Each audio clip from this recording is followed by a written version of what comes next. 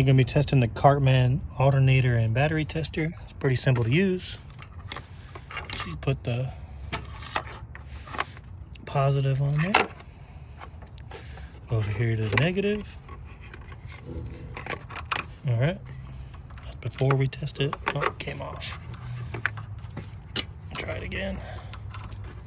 It's pretty simple. Alright. So it says it's low now.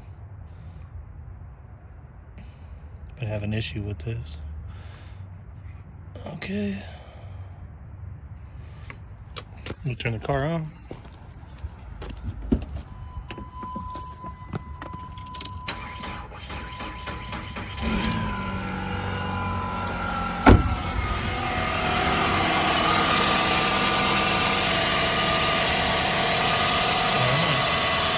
It's showing that the battery is full.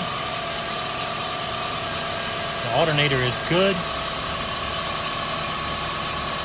And it's okay to charge. It's a little cold out here today where I'm living at, so possibly why it was a little bit low, I'm assuming. And that's pretty much it.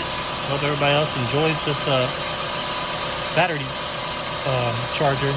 Or not charger, sorry, battery checker. Cartman off Amazon.